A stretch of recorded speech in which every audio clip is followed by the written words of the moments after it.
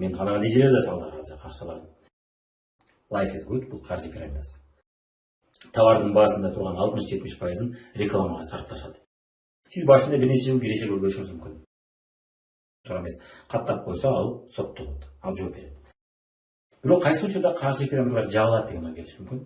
Келген адамдарға қарағанда, мурун келген адамдарға қарағанда, жаңы келген адамдардың саны аз бола баштаганда, рубль, 60 миллион рубль күнүнө пирамидаларда, каржы пирамидаларда тапкандар. Иш аяктагы пирамида бул. Пирамида.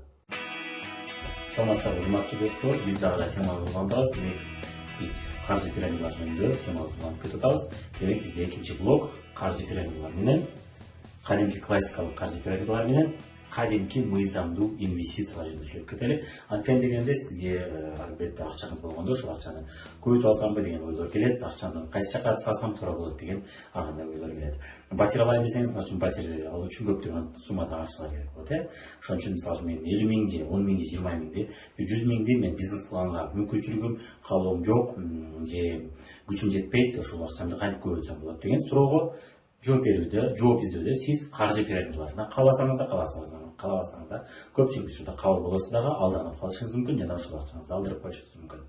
Мындай инсандарды мен аябай көп көрдүм, кимдир натыйжасында кредит төлөп калды, кимдир акчасы жок калды. Алданып акчасын $1000, $3000, $5000 алдырып койдум деген окуяларды угуп турабыз. Ошондой абалда калбаш үчүн албетте кадимки чыныгы инвестициялар менен айырмасын билип алыңыз. Кадимки инвестициялар боюнча мен албетте бул жерде сабак өтпөй албайм. Кадимки инвестициялар боюнча өзүнчө сабактарды окуганга аракет кылабыз. Кудай буйрса келечекте бул боюнча дагы сабак өтөбүз деген ниеттер бар.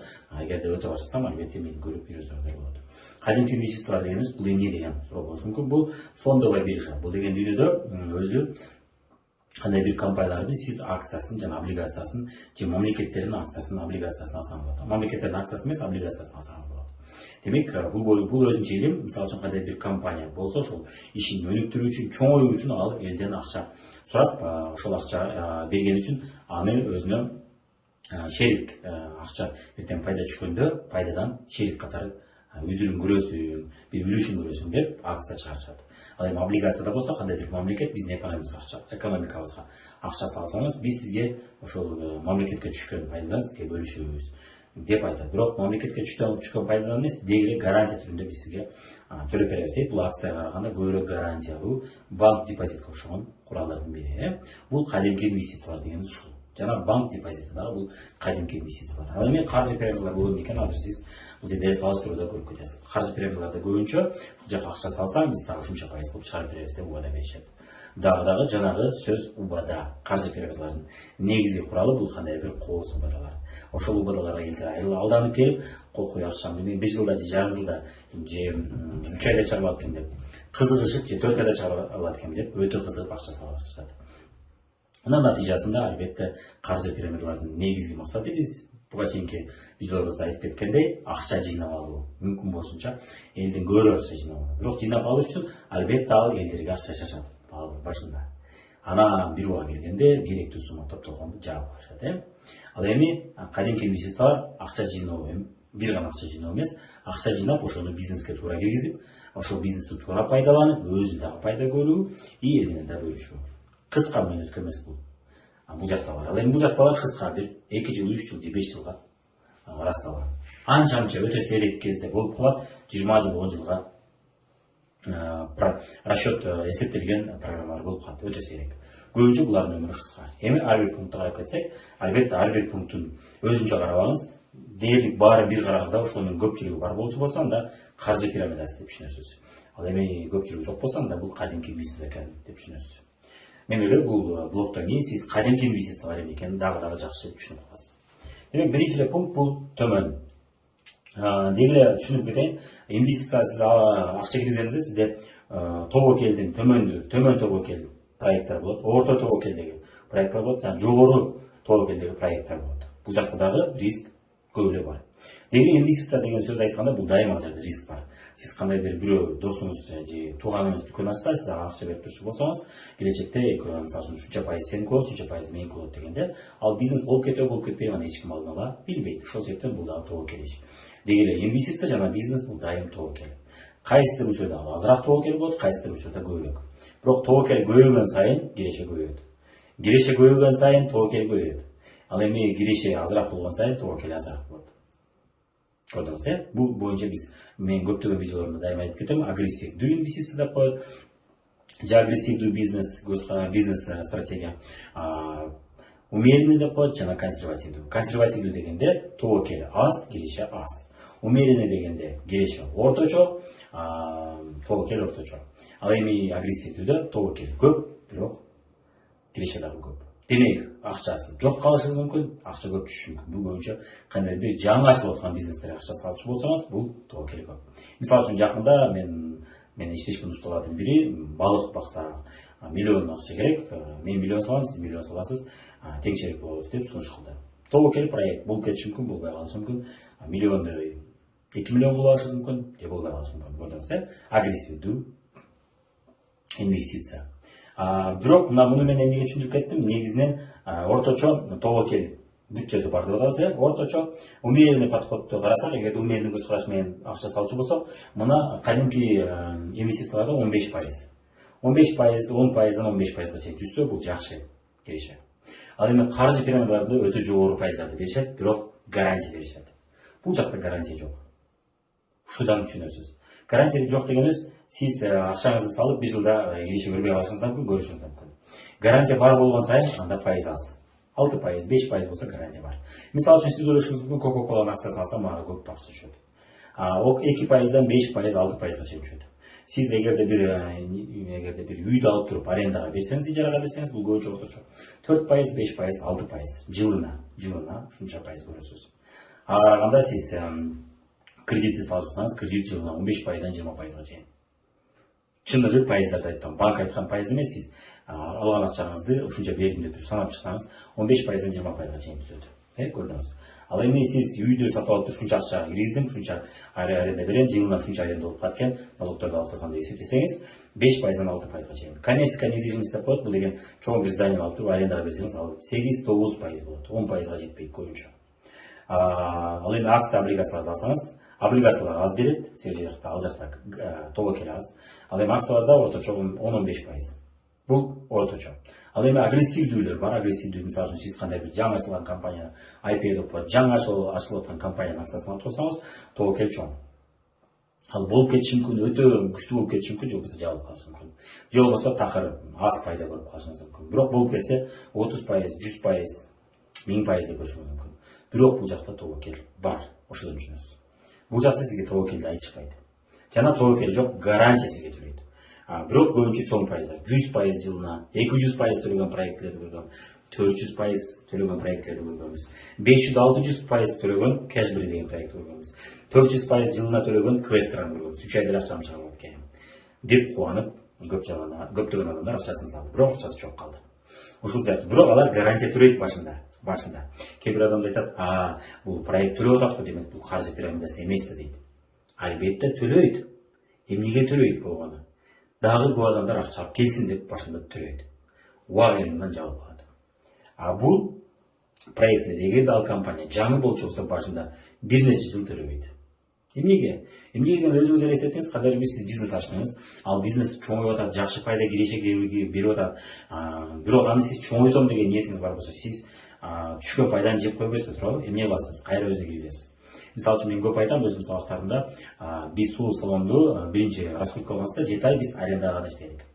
Андан кийин биринчи 3 жыл тапкандарыбызды кайра өзүнө киргизип аттык. Эмнеге? Чоңойтуп аттык ал бизнесибизди. Биз болгону 50 миң, айына 50 миң дегенге алып сынбай, биз эртең 100 миң, 200 миң киреше көрөлүбү деп ал салондорду чоңойтуп аттык. Эртең биз иштебей калганда администратордун да айлыгын актачу плюс бизге дагы администратордун иши чоң киреше алып келүүчү деңгээлге чыгайлы деп тапканыбызды иштетпестен, чоң нерсе албастан киргизип аттык. Көрдүңүз, кадимки инвестицияда жаңы ачылган компаниялар башында дивиденд төлөбөйт. Дивиденд деген түшкөн пайыз менен бөлүшөт. 10%, 15% деген, жаңы компаниялар дивиденд төлөбөйт. Бирок сиз жаңы компанияны алып болсоңуз, туура тандасаңыз, анда келечекте сиздин киргизген 100 миңиңиз эртең 10 миллион болушу мүмкүн. Арадан 10 жыл, 15 жыл, 20 жыл өткөндө. Көрдүңүз, бул учурда сизге дароо 100%, 200% берет. Бирок эмнеге? 1 жыл, же жарым жыл, же 2 жылда жабылам деп берет. Ошол ниет менен сизге көп берет. Көп берсе сиз көзүңүз жанып, кокуй мен 100 миң киргиздим эле, ошондо 1 айда же 2 айда 20 миң киреше түштү, же болбосо 10 миң киреше түштү, же болбосо айына 30% деген процентти көрөсүз, таң каласың. Айына 30%. Бул деген өтө көп да, бул деген жылына, бул деген 300 эмес, азыр 30% болсо, 300 эмес, 400% болуп калат да. Айына 30% деген, бул деген жылына 400%. Бул жакта жылына 400% деген жок. Болот агрессивдүү. Мисалы үчүн сиз криптовалюта алсаңыз, бир убакта биткоин алган болгонсоңуз, анда 1000%, 2000%га өскөн болот акчаңыз. Мисалы үчүн айталы 10 миң долларыңыз миллион долларга айланып калган. Бирок эч ким билген эмес биткоин кандай болот. Агрессивдүү деген ушул белгисиз. Демек сиз канчалык көп тобокелге барсаңыз, ошончолук көп акча табышыңыз мүмкүн. И жоготуп коюшуңуз мүмкүн. Ошол учурда мен билем, биткоин менен башка бир криптовалюталар чыккан, андай популярдуу болбоду. Эфир популярдуу болду дагы, бир нече саналуу криптовалюталар популярдуу болду. Калган миңдеген криптовалюталар жүрөт, популярдуу эмес. Кайра тескерисинче, канчалык адамдар криптовалютага акчасын салып жоготуп койгондар бар. Көрдүңүз, ошон үчүн ал тобокел деп атабыз, А бирок каржы пирамидаларда сизге гарантия төлөйт. Башында. Келечеги 100% жабылат. Ушундай. Өтө сейрек учурда болуп калат, 10 жыл, 20 жыл иштеген пирамидаларды көрдүк. Мен буга чейинки видеолорумда айткам. Бернард Мейдов деген 28 жыл Америкада, АКШда элдин башына айналып жүрүптүр. Ушундай проекттер болуп калат, өтө сейрек учурда. Эң күчтүү проектттердин бири, мисалы үчүн СНГ мамлекеттердин арасында МММ элдин баары таанып калды. Ошол деле 3 жылданбы же 5 жылдан артык көп барбады. 3 жылдан кийин ал жабылды. Көрдүңүз, ошол себептен пирамидалардын өмүрү кыска. Ал эми бул нерсени сиз бул жака акча салсаңыз, сиз 10 жылда, 20 жылда пайда көрүшүңүз мүмкүн. Көрдүңүз, ошонун айырмасы ушул. Кийинки нерсе, кадимки инвестициялар улуттук банк, мамлекеттин улуттук банкы аркылуу лицензияланат жана көзөмөл алынат. Башкача айтканда, жөнөкөй компания, сиз мен ачкан компания, жөн эле биз акцияларды биржага чыгара албайбыз. Анын үчүн биз ушул лицензия алып, IPO деп коет, ушу IPOго даярдайбыз. Башкача айтканда, эгер биз акция, облигация чыгарчу болсок, анда биз улуттук банк аркылуу көзөмөлгө алынабыз биринчиден. Экинчиден, көптөгөн финансовый атайын институттар болот, текшерет. Ошолор аркылуу көзөмөлгө алабыз жана ошолорго бизден акция алгандарга биз отчет тапшырып турабыз. Жыл сайын, же квартал сайын, 3 ай сайын отчет тапшырабыз. Мына биз киргизген акчаны бияка иштетип турабыз, бияка иштетип турабыз деп отчет тапшырабыз. Жөн акция бере албайбыз биз, көрдүңүз. Акцияны чыгара турган болсок дагы биз элге айтып туруп анан чыгарабыз. Жөн өзүбүз каалаганда чыгара албайбыз. Каржы пирамидасында андай лицензия жок. Мыйзам түрүндө көзөмөлгө алынбайт. Инвестиция боюнча, инвестиция жасоо үчүн, элден акча жиноо үчүн булардын лицензиясы жок. Көбүнчө жок. Ооба бизде лицензия бар дейт. Бирок көрүп окусаңыз, инвестиционная деятельность деген нерсеге жок. Инвестиция жасоо үчүн булардын лицензиясы жок. Улуттук банк буларга бербейт. Эмнеге дегенде булар отчету жок, булар дана. Кайсы жака акча кирип атат, эмне кылып атат, отчет бербейт булар. Сизге жасалма компьютерде отчет жасап коюшу мүмкүн. Бирок улуттук банкка бере албайт. Бул боюнча сиз кантип билсеңиз болот, бизде улуттук банк бул темада каржы пирамидалары боюнча көп азырынча өнүгө элек бул боюнча. Бизде мыйзамдар жок, ошон үчүн көп өнүгө элек. Бирок Россияны эгерде изилдеп көрчү болсоңуз, мисалы үчүн Invest Future деген канал бар. Ошол жактан финансовый пирамида деп көрсөңүз болот, бүт айтып берет. Анан ушул деле Россияда азыр защита прав вкладчиков деген уюм бар, атайын финансовый пирамидаларды, каржы пирамидалардын артынан аңдып, аларды сотко берип, аларды көзөмөлгө алып турат, көзөмөлгө алган аракет кылат. Бирок ал ачылганда эле көзөмөлгө алып албайт. Эмнеге дегенде аны далилдеш керек. Ошон үчүн анын артынан көп куйт, көп изилдейт, көп чукуйт, көп байкап жүрөт, андан кийин сотко берет. Көрдүңүз, эмнеге дегенде дагы деле Россия мамлекетинде каржы пирамидасы боюнча мыйзам толук өнүгө элек. Бизде болсо такыр жок. Ошон үчүн мошенник деп гана камап ал пирамидаларды жаба алат. Бирок азыркы учурда мисалы үчүн кооператив, жилищный кооперативдер, үй алчу кооперативдердин дээрлик көпчүлүгү боюнча улуттук банк жазып чыгыптыр. Акча салбаңыздар, анткени дегенде булар мыйзамсыз деп айтып атат. Ал боюнча да жазсаңыз болот, Нацбанк, КР, Кыргызстан финансовый пирамида десеңиз, же черный список инвестиций деп жазсаңыз чыгат.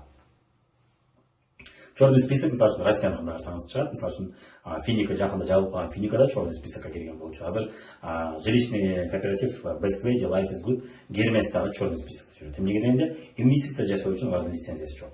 Көрдүңүз, Бирок сизге айтышым мүмкүн, мисалы үчүн ошол эле интерактив брокерс деген брокерлик контора бар. Ал дагы черный спискакта жүрөт. Ооба, ал Россияда черный спискакта жүрөт. Бирок ал батыш өлкөлөрүндө черный спискакта эмес, мыйзамда жак иштейт. Бул гана лицензия ала экен да бул жакта. Лицензия алганын кереги жок бизге деп өтө чоң компания болчу. Чуркаган эмес. Бул жакта биз ушул жерден ачылып туруп, ушул Россия, СНГ мамлекеттерде иштеп туруп, бирок лицензия албаган конторлорду көрөбүз. Анын бири жилищный кооператив, ошол учурда Гермес дагы ошол лицензиясы жок. Мисалы үчүн мен бул боюнча маалыматты көрдүм. Ошол вкладчиктердин, акча салгандардын укугун коргоочу орган, анын жетекчиси Марат Сафиуллин как раз өзү видеосу айтат. YouTube'да көрсөңөр болот. Мисалы үчүн Гермес, Бествей и Марат Сафиуллин десеңиз чыгат. Ал мамлекеттен түзүлгөн атайын уюм. Ал мыйзам чегинде иштейт, жөн гана сүйлөй албайт ал.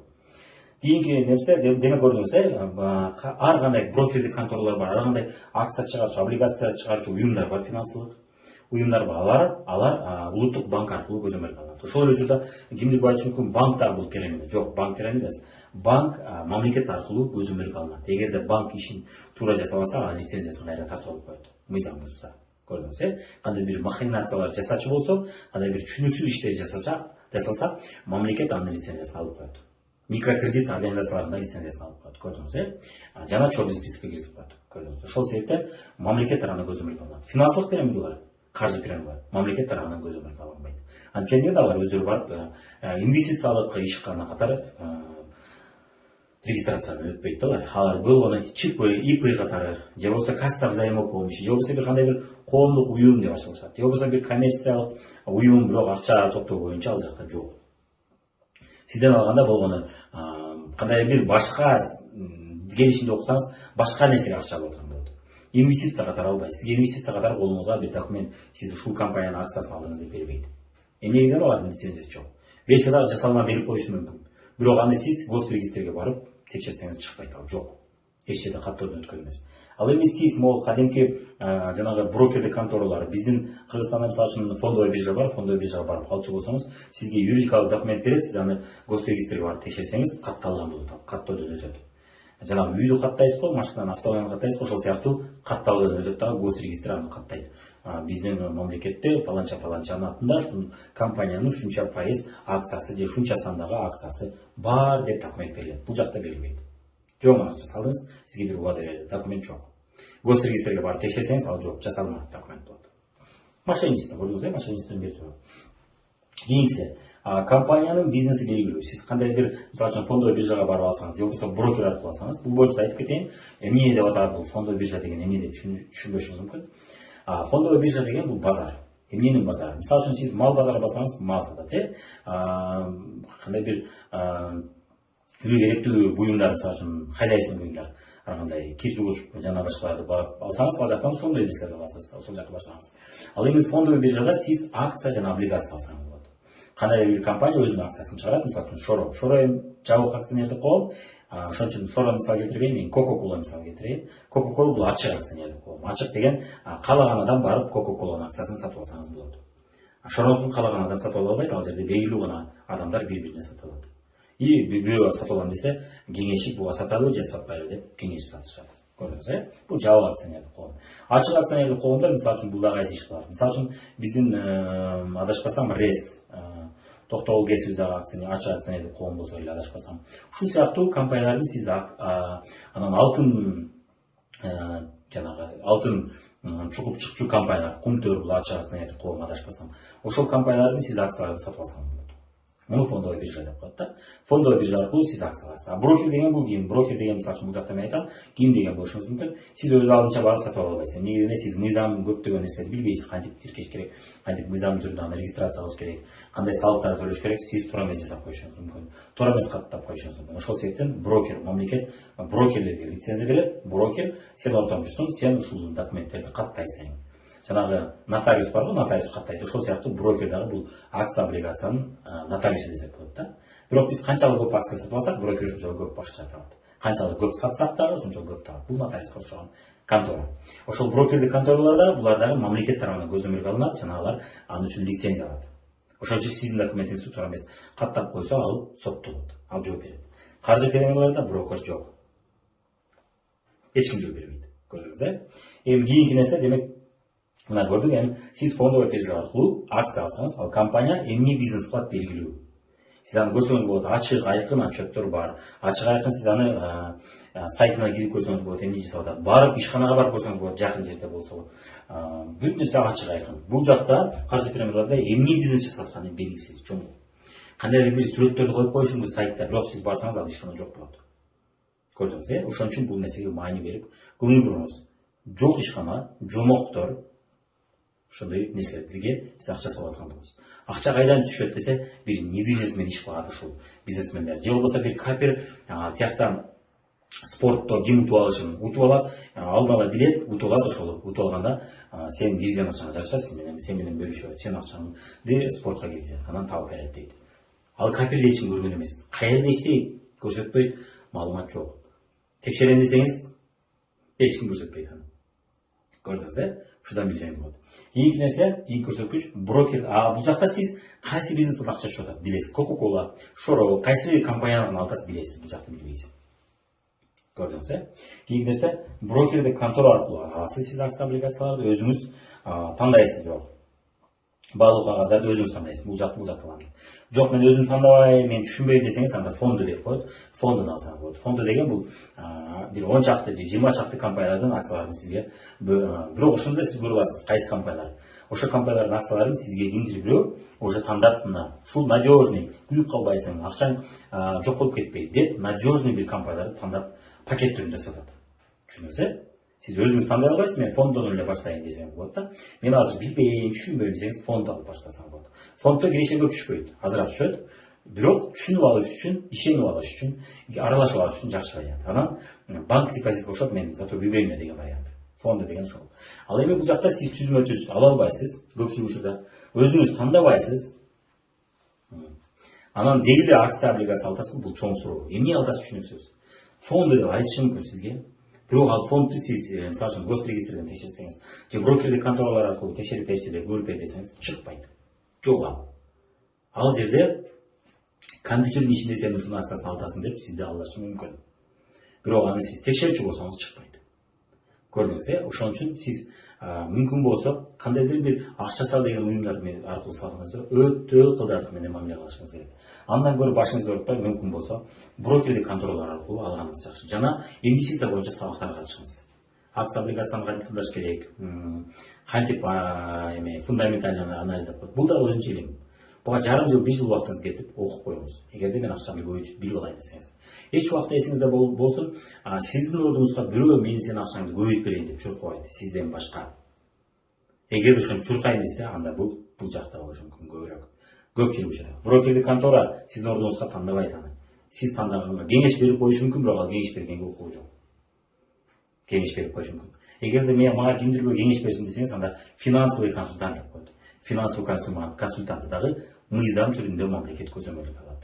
Анын лицензиясы бар болсо, ал консультация бере алат. Лицензиясы жок болсо, анын консультациясы мыйзамсыз. Аны эртең соттоп салышы мүмкүн. Көрдүңүз, бул боюнча бизде Кыргызстанда мыйзам барбы жокпу билбейм, бирок Россияда мыйзам бар. Көчөдөгү эле адам финансовый консультант боло албайт. А бул жакта боло алат. Мен сага кеңеш берем, муну ал деп айтылат. Бирок антип айтчу болсо, бир суроо берип коюңуз. Бул канчалык ошол билими бар мага билим бериш үчүн. Канчалык жооп берет сөзүнө. Ал эми сиз бул жакта финансовый консультант алсаңыз, сиз ага кызмат акы төлөйсүз. Ошол түшкөн кирешеден сиз пайыз бересиз агачы. Ушунча киреше болсо, демек көрдүңүз, сиз уткурсаңыз, ал кирешеси жок калат. Сиз утсаңыз, ал киреше көрөт. Ошон үчүн ал жооп берет. А бул адам жооп бербейт, жөн сүйлөп коюшу мүмкүн, көрдүңүз. Ошол себептен буга да көңүл буруңуз. Кийинки көрсөткүч бул акча. Акча бизнесте бул жакта бизнестеги пайдадан сиз менен бөлүшүп атат. Мисалы үчүн Coca-Cola содасы быйыл ушунча болду, ушунча киреше түштү, ошол кирешеден ушунча пайыз деп төлөйт. Анын отчету болот. Квартал сайын сизге отчет берип, квартал сайын сизге дивиденд төлөйт. Бул учурда отчет жок, адамдар көтөрүп келди, ошону эсебинен берип атат. Ошон үчүн отчет жок. Акча бизнестен эмес, чынында бизнес ал жакта жок, жомок бар. Акча бизнестен эмес, адамдар акча көтөрүп келди. Ошону эсебинен түшүп атат. Көрдүңүз, ошон үчүн чыныгы инвестицияларда мына отчет бар. Кайсы жактан түшүп атат, эмнеден түшүп атат, сизге түшүнүктүү болот. Бирок ал үчүн бир аз окуп коюш керек. Муну менен мунун айырмасын билип коюш үчүн сиз мүмкүн болсо инвестиция боюнча сабак өткөн атайын сабактар болот. Ошол акчаңызды аябастан $100 болушу мүмкүн, $50 болушу мүмкүн, 5000 сом болушу мүмкүн. Ошо акчаңызды аябастан окуп коюңуз. 5.000 сом же 10.000 сом аяйын деп эртеңки күндө 100.000 жок калышыңыз мүмкүн. 500.000 жок калышыңыз мүмкүн. Мен көрүлүп жүрөм, жакшы акча тапкандар арасында ошондой кылып салып алып, үйгө деген акчасын жарымын салып алгандар бар. Кредит ала коюп салып, тоокелге бара коюп, анан 3 жыл 4 жыл төлөп жүргөндөр бар. Миллиондарды алдырып койгондар бар. Ошондой миллион алдыргандан көрө андан көрө $100, $200 төлөп окуп койгон жакшы, көрдүңүз. Финансылык сабаттуулугуңузду жогорулатып. Кийинки көрсөткүч келишим. Бул жакта сиз келишимди окусаңыз болот. Анын пункттары түшүнүктүү жана юристке барып көрсөтсөңүз ачык дааман чыгат. Бирок келишимди окуп коюңуз. Сөз түрдө мүмкүн болсо. Эми бул жерде келишим дегенде бирок акция облигация алганда сиз негизинен келишимди көбүнчө юрист менен кааласаңыз кеңешсеңиз болот. Бирок брокер аркылуу алдыңызбы болду. Ал жакта көпчүлүк учурда окуп кое берген жакшы болот. Бирок көпчүлүк учурда алдоо иши болбойт. Эгерде сиз кимдир сизди чакырса, ушул жака акча сала кой, ушундай сонун миллионим же болбосо New Business деген проект чыкты, ошол жака акча сал деп десе, келишимин жакшы окушуңуз керек. Келишимде көптөгөн пункттар бар. Эгерде түшүнө билсеңиз, көпчүлүк учурда келишимде сиз акчаны бир жака саласыз, сизге киреше берген ишкана башка ишкана болуп чыгат. Сизден акчаны алган ишкана башка, берген ишкана башка. Көпчүлүк учурда сиз окусаңыз, ал жерде инвестиция деген нерсе жок. Ушундай. Бирок кандай гана инвестиция болбосун, инвестициянын бардык түрү, бул деле биз айтып кеткендей тобокел. Бул жакта 90%, 100% жоготосуз акчаңызды. Бул жакта билимиңиз күчтүү болсо жоготпойсуз. Ошондо дагы жоготуп коюшуңуз мүмкүн. Инвестициянын баарында тобокел бар. Эми бизде кийинки пункттар бул белгилүү бир санда гана баалуу кагаздар чыгат. Эгерде кандай бир ишкана облигация чыгарчы болсо же акция чыгарчы болсо, сиз аны белгилүү финансылык институттар аркылуу көрсөңүз болот. Жана бул боюнча маалымат берилет. Биз ушунча чыгарып атабыз, дагы сприт деп коет, акциялар ушундай бөлүнөт деп маалымат берилет. Бул жакта канча санда чыгып атат белгисиз, эч ким отчет бербейт, эч ким көрсөтпөйт. Жоңдон акча сал, биз сага пайыз төлөп беребиз. Болду. Билими жоктор үчүн жакшы вариант. Билими жоктор үчүн бул болбойт. Түшүнбөйбүз аны. Сплит деген эмне окуш керек болот, көрдүңүз, Бул өзүнчө илим, буга окуш керек. Буга илим жок. Анткени сизди алдаш үчүн сиз билимсиз болгонуңуз жакшы. Билимсиз адамдар, сабатсыз, финансылык сабаты жок адамдар ушул жака бара алынат. Жанагы көчөдө мынтип илгери шариктерди айландырып эле ошол жака эмне билими жок адам, ошону билбеген, түшүнбөгөн адам алданып калат. Билими бар адам, мошенниктер мына көрүп турсаңыз деп билишет. Көрдүңүз, ошол сыяктуу буга мына улам жаңы адамдар салдыруу максаты. Бул жакта жок чеги. Улам жаңы адамдар сала берсе жакшы бул жактачы. Анткени булардын максаты сиздин акчаңызды алып, аны бизнеске киргизүү эмес, акча жыйноо. Бул жакта бизнеске киргизип, ошону көбөйтүү. Бул жакта көбөйтүү эмес, сиздин акча жыйноо. Эки башка максат, көрдүңүз, Кийинки пункт чыгаша аз. Инвесторду табуу үчүн бул жакта мүмкүн болушунча чыгаша аз кетирген аракет кылышат. Аз чыгаша менен инвестор табууга аракет кылышат. Башкача айтканда, крупный инвесторлерге өздөрү жолугушуп көрсөтүшөт. Ал эми майда инвесторлерге брокерлер аркылуу алган вариант сунуш кылышат. Чыгаша аз болсун дейт, көрдүңүз, Бул компаниялар адамдар акча алып келиш үчүн өтө көп чыгаша чатышат. Өзүңүз ойлоп көрсөңүз, мына биз жана айттык, 15% киреше төлөп берет, орточо 10-15. Мисалы үчүн AliExpress'ти кылсаңыз 10%дан 15%. Alibaba деген дүкөндөрдү билесиз, AliExpress деген дүкөндөрдү билесиз. Анын акциясын алчу болсоңуз, бул соода. Тоокел бир аз көбүрөөк. Кээде аз болуп калат, кээде болбой калышы мүмкүн. Ал бирок орточо 10-15% киреше берет. Эми элестетиңиз, жылына 10-15, 100 миң салсаңыз, жылына 10 миң 15 миң сом киреше көрөт атасыз. Бул деген орточо 6 жылдан 7 жылга чейин чыгат киргизген акчаңыз. 6-7 жылда чыгат, көрдүңүз, Ал эми бул учурда сиз могул жерде өзү 10-15% түшүп атса, анан ошо сиздин акчаңызды алыш үчүн ошо адамдар чакырып келсең, сага 20% же 30% беребиз дейт. Чыгаша көбөйдү. Кийинки нерсе, офистерде иштеткени үчүн төлөйт. Кимдирге тынбай вебинардык комнаталарды сабап өтөт атайын изилер. Аларга да төлөнөт. Ар кандай жылдыздар да бар. Жылдыздар ырдап, чоң сахналарда адамдарга чек кыйгарып, ошентип чыгашалар аябай көп болот. Сиздин $100 же $5 алыш үчүн. Бул жакта андай инвесторлор менен концерт кылып отурбайт. Бетме-бет жолугушат, инвестор көрсөтөт. Чыгаша аз. Офисте алышы мүмкүн арендага, башка мамлекетке барчу болсо. Кандай бир чай бериш мүмкүн, кофе бериш мүмкүн. Ушул жолугушууга презентация өтөт. Атайын ошол инвестор тапкан адамга айлык төлөйт. Чыгаша аз, көрдүңүз, Бул жакта миңдеген адамдарга $100, $5 сиз акча салышыңыз үчүн төлөп атат. Кээ бир проектилерде болсо бир адамга эле төлөбөстөн, мисалы үчүн сиз адам алып келдиңиз, мен адам алып келдим, мен алып келген адам башка бирөөнү алып келди, андан да төлөйт.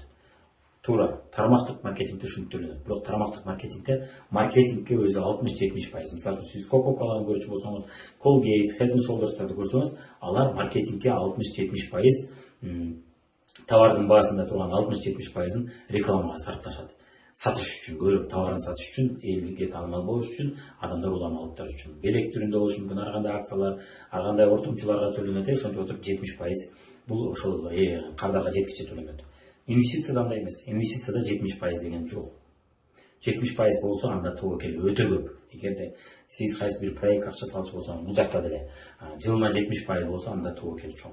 Анда ал жаңы компания, болуп кетет, болуп кетпейт белгисиз. Мисалы үчүн Nokia менен Siemens'ти эч ким алдыгына билген эмес, болуп кетет, болуп келбейт. Siemens жаңы компания болгон эмес, бирок Nokia адашпасам жаңы компания болгон, азыр жок базарда. Араганда Samsung, төмөн турчу Samsung азыр лидер, номер 2 болуп калды, экинчи номер болуп калды. Именно телефон, уюлук телефон сатуу базарында номер 2 болуп калды.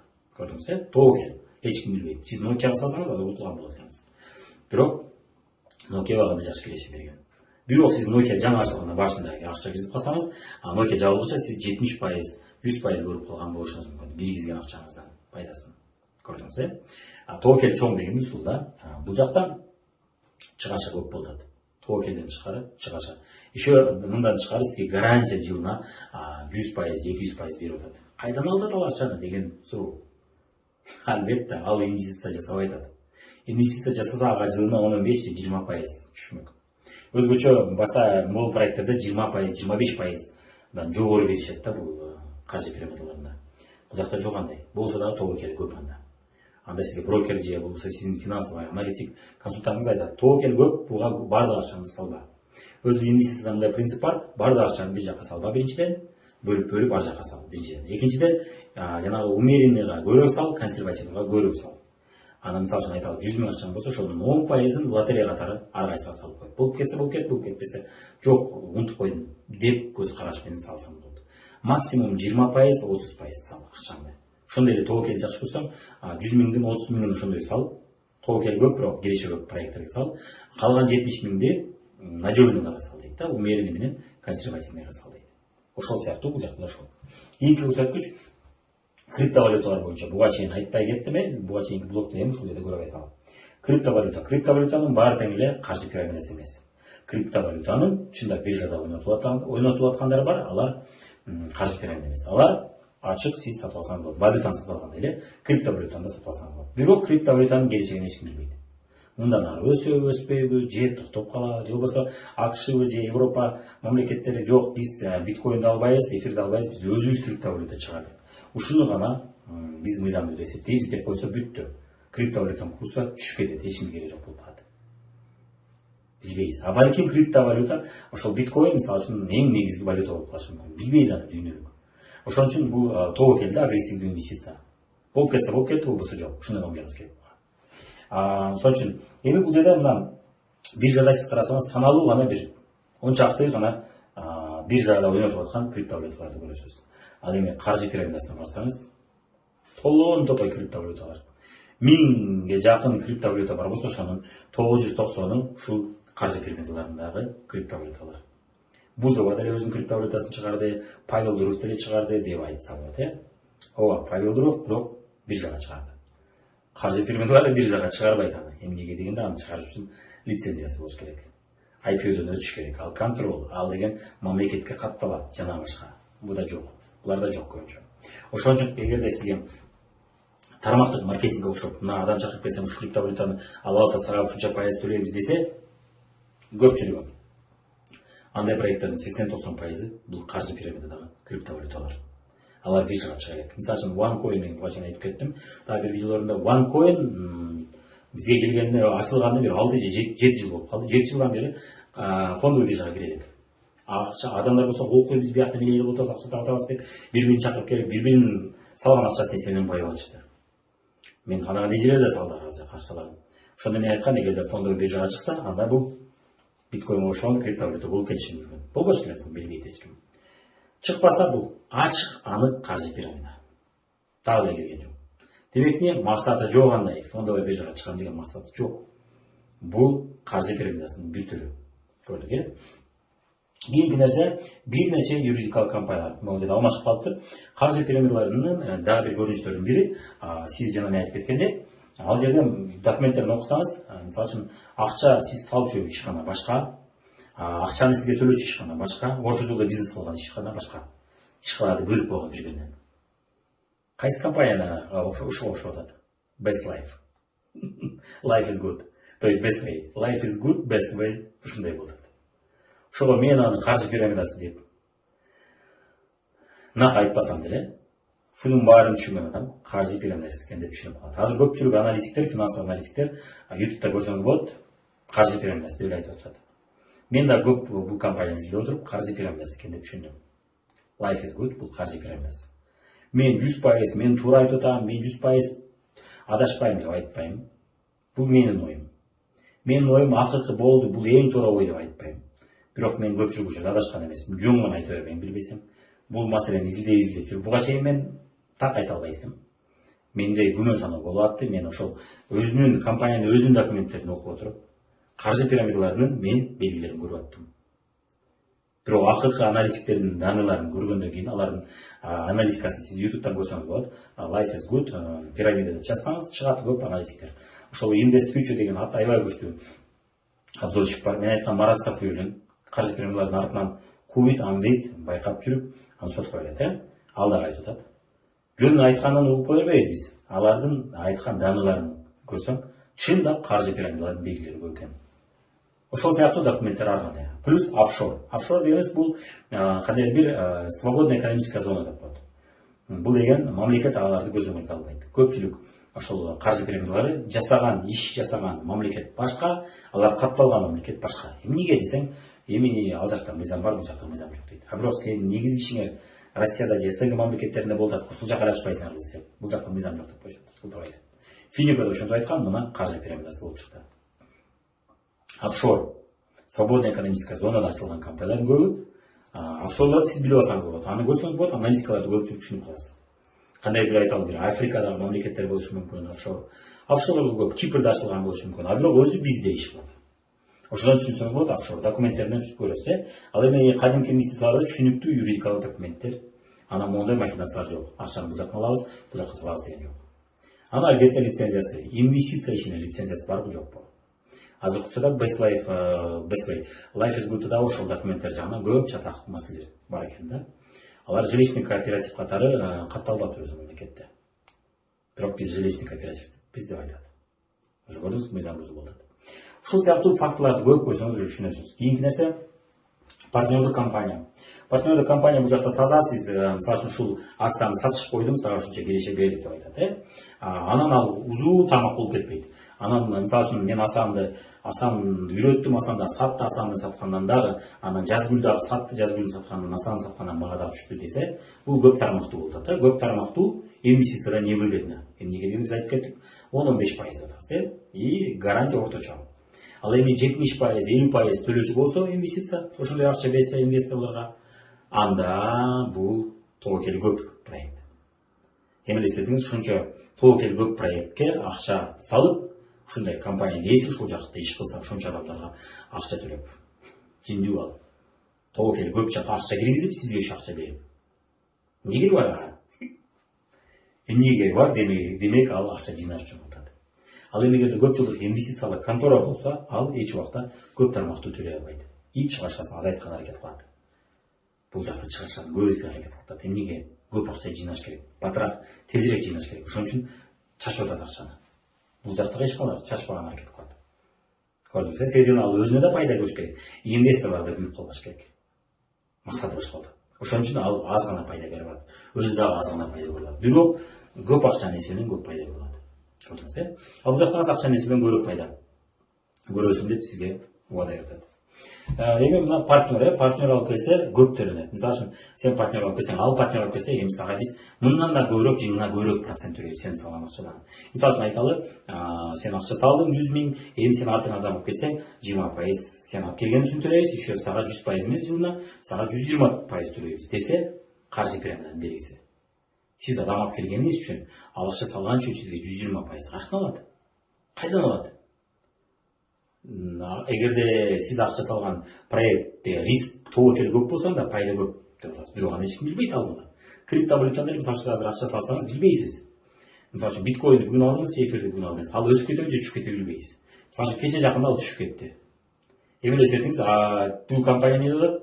Ай сайын, 3 ай сайын саған төлейміз дейді. Düşіп кетсе ал қайдан төлейді? Қайдан төлейді?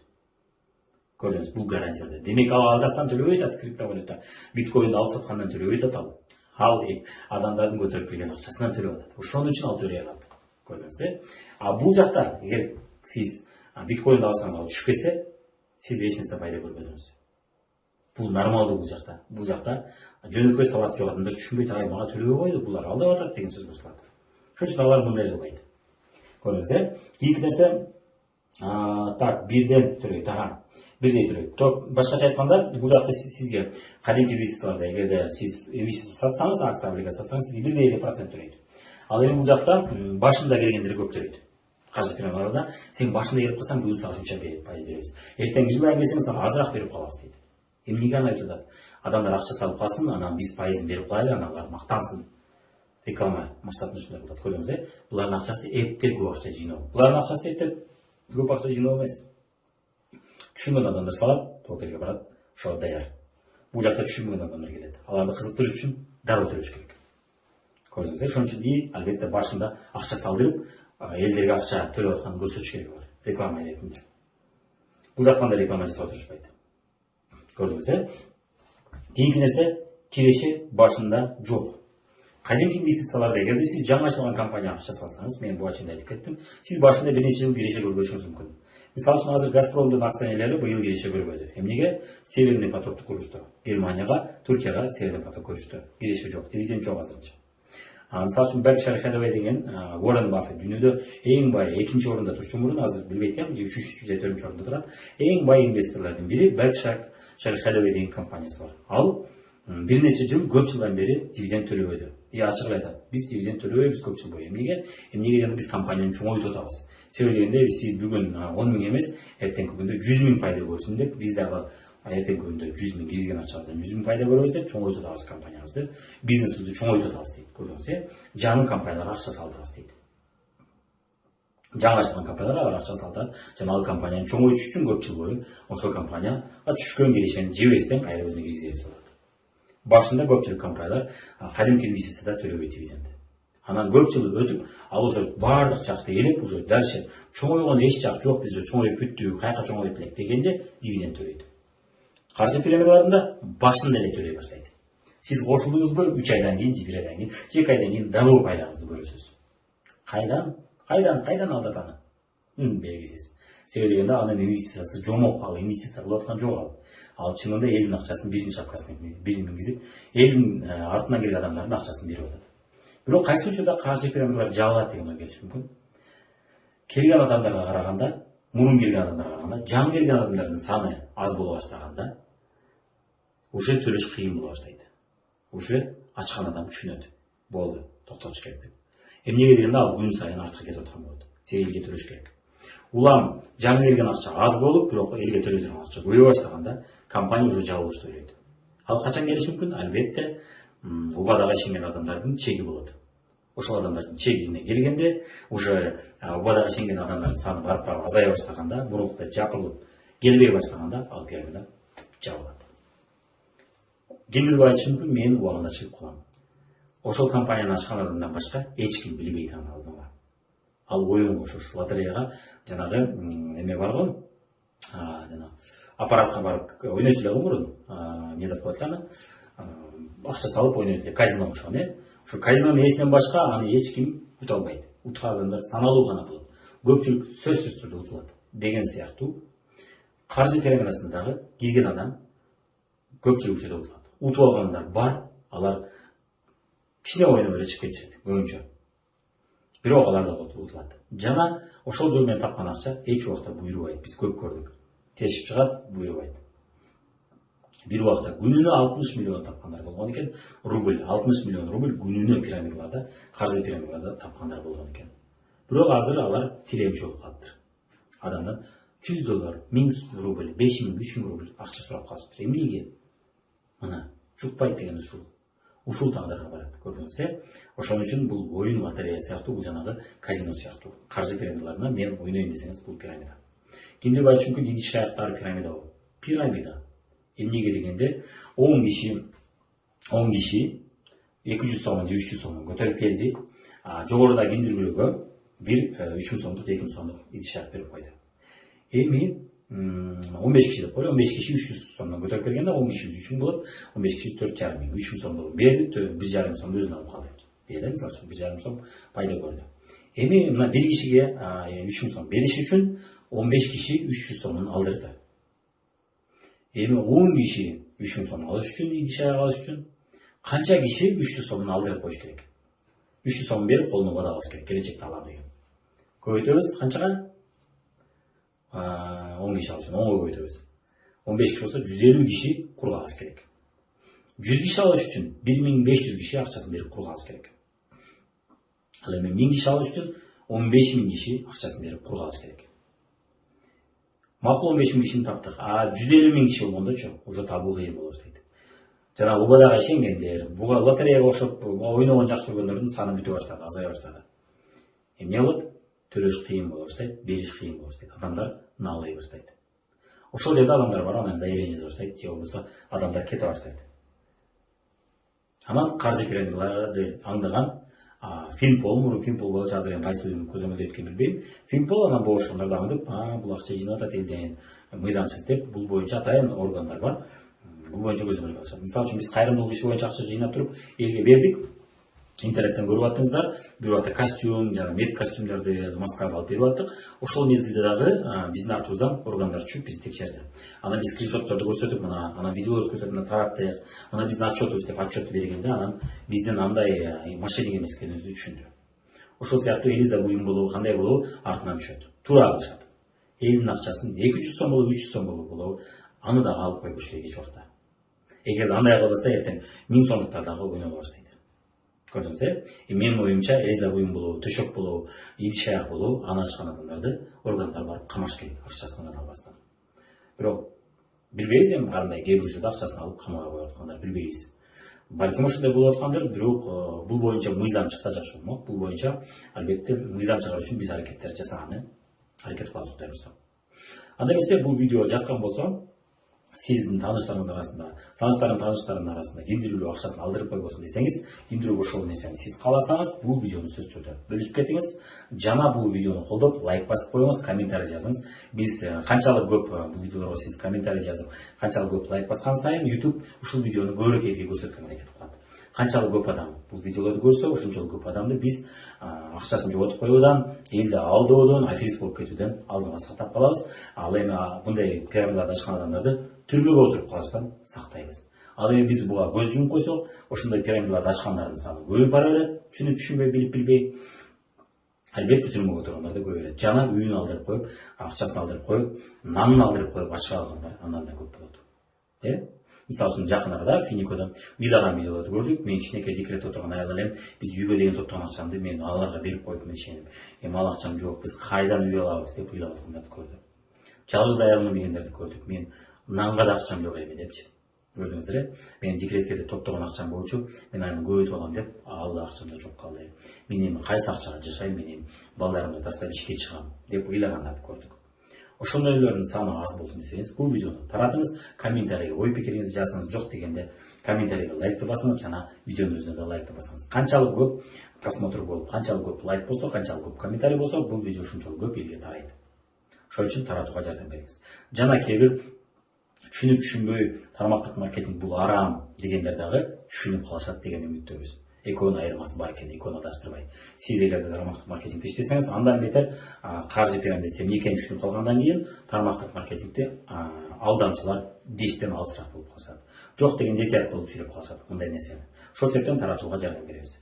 Анда эмесе сиздер менен Мирлан Батырханов болду. Көрүшкөнчө дагы аман болуңуздар. И кийинки блогту биздин сабактын кийинки блогун көрүп кетиңиздер.